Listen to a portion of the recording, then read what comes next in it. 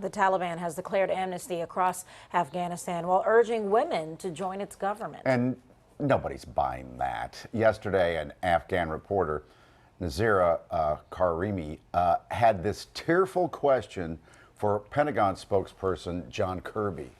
I'm very upset today because Afghan women didn't expect that overnight all the Taliban came. They took off my flag. This is my flag. They put their flag. Women has a lot of achievement in Afghanistan. I had a lot of achievement. I left from the Taliban like 20 years ago.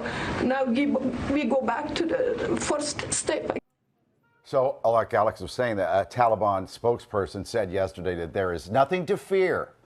They plan to form an inclusive Islamic government, but Afghan citizens are not buying that BS. They are afraid. And you want to see fear? There it is right there. People clinging to a U.S. military plane, desperately trying to leave their own country out of fear. So national security expert and former Homeland Security officer Jack Tomarchio joins us now. Jack, thank you for joining us. Are you buying any of this BS out of the Taliban, or are they the same group from 1999? That's really yet to be seen, Mike. They are a. I would deal with the Taliban with a healthy dose of skepticism right now. But one thing that is different is that the country has changed a lot. In 20 years, women have been somewhat emancipated. There are more women in the workplace, in academia. Jack, because we were there. Yeah, absolutely, absolutely. So now we're leaving.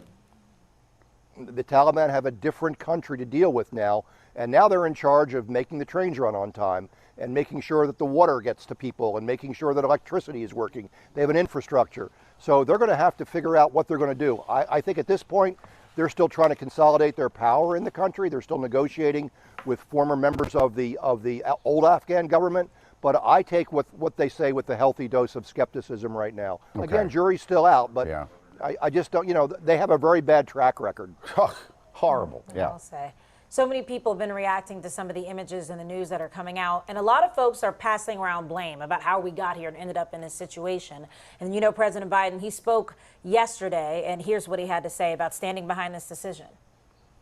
I stand squarely behind my decision.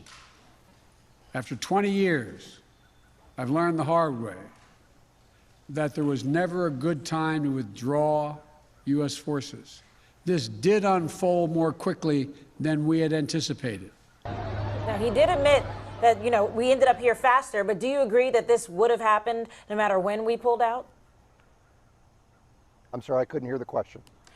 He mentioned that the timeline was a little faster than they had anticipated, but do you agree with the president saying this would have happened no matter when we decided to pull out?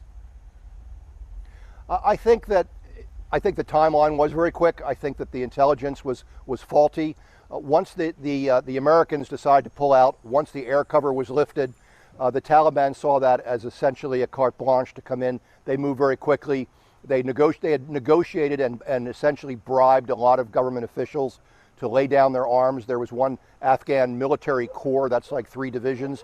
They completely laid down their arms without firing a shot. That was all done through negotiations. So things did go very quickly and quicker than the Biden administration did anticipate. But do you think, because it seems like the two options that everyone seems to be discussing is either be there forever in order to help them or pull out, and this would have happened regardless of when? I think this is a 20-year example of essentially failed policy. Yeah. And it's a failed policy that's owned by 4 presidents. That's right. Bush, Obama, Trump, and finally President Biden, who kind of comes in to do the cleanup.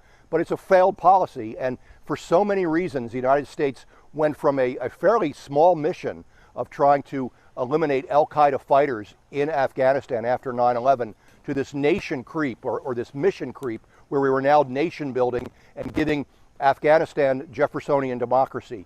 Afghanistan is not a nation in the Westphalian sense of a nation. It's a bunch of tribes, it's a groups of people that speak different languages, have different views on the world, have different religious views. Some are Shiites, some are Sunnis. And these are folks that in many cases don't even like each other. I know. And don't communicate. Like you and said, so it's not a country. We didn't go. Yeah, we didn't go there to nation build, but we started kind of doing that, especially with getting the girls back in school and people had more freedoms and stuff like that. But we went over there to smash Al Qaeda, which I think we did a decent job of that. Well, now I hear that they're already back in 15 provinces that they're in Afghanistan. Well, Al Qaeda has fighters in a lot of provinces. They've kept a relationship there. They've kept a presence there. ISIS has a presence there, and there are even other terrorist organizations that are in Afghanistan. So there's still a threat of terrorism out of Afghanistan. Well, that's to be seen. I mean, if the Afghans are smart, if the Taliban are smart, they're going to say, you know, we harbored these guys 20 years ago. We let them do their jihad 20 years ago. It didn't really work out too well for us. We got 20 years of an American occupation. If I'm a Taliban policymaker, I'm saying to myself, maybe we need to stick to our knitting and just put together our state. And as for these other guys who are here from other countries to do a jihad or to do terrorism, we might not want to be supporting those people because it didn't really work out for us that well the first time. My God, Jack, I hope you're right. You're a lot more optimistic than I am. And thank you for being with us. Thank you.